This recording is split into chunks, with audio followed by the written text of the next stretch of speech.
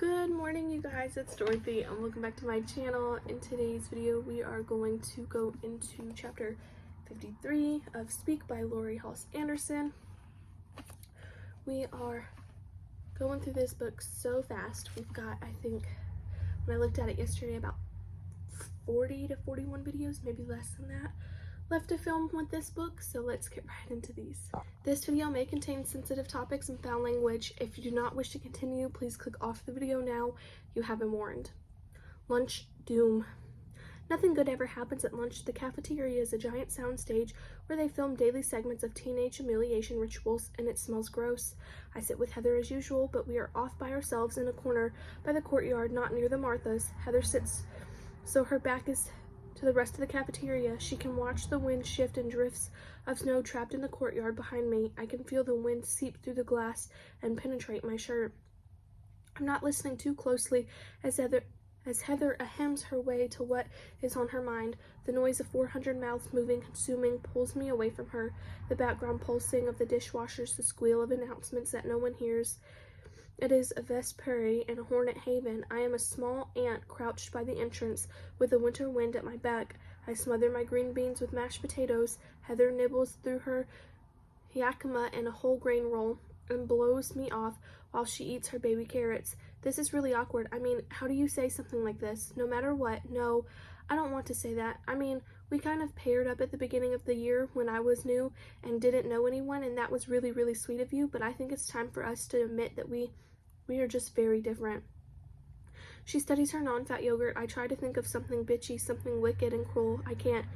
You mean we're not friends anymore? Heather starts to smile with her eyes, but not her mouth. Oh, Heather's smiling with her mouth, but not her eyes. We were never really friends, were we? I mean, it's not like I ever slept over at your house or anything. We like to do different things. I have my modeling, and I like to shop. I like to shop. You don't like anything. You are the most depressed person I've ever met. And excuse me for saying this, but you are no fun to be around, and I think you need professional help. Up until this very instant, I had never seriously thought of Heather as my one true friend in the world, but now I am desperate to be her pal, her buddy, to giggle with her, to gossip with her. I want her to paint my toenails. I was the only person who talked to you on the first day of school, and now you're blowing me off because I'm a little depressed. Isn't that what friends are for, to help each other out in bad times? I knew you would take this the wrong way. You were just so weird sometimes. I squint at the wall of hearts on the other side of the room.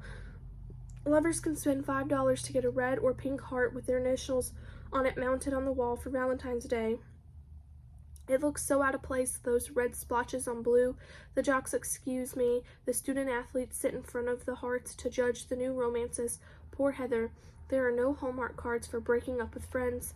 I know what she's thinking. She has a choice. She has to hang out with me or get the reputation of being a creepy weirdo who might show up with a gun someday, or she can be a Martha, one of the girls who gets good grades, do nice things, and ski well.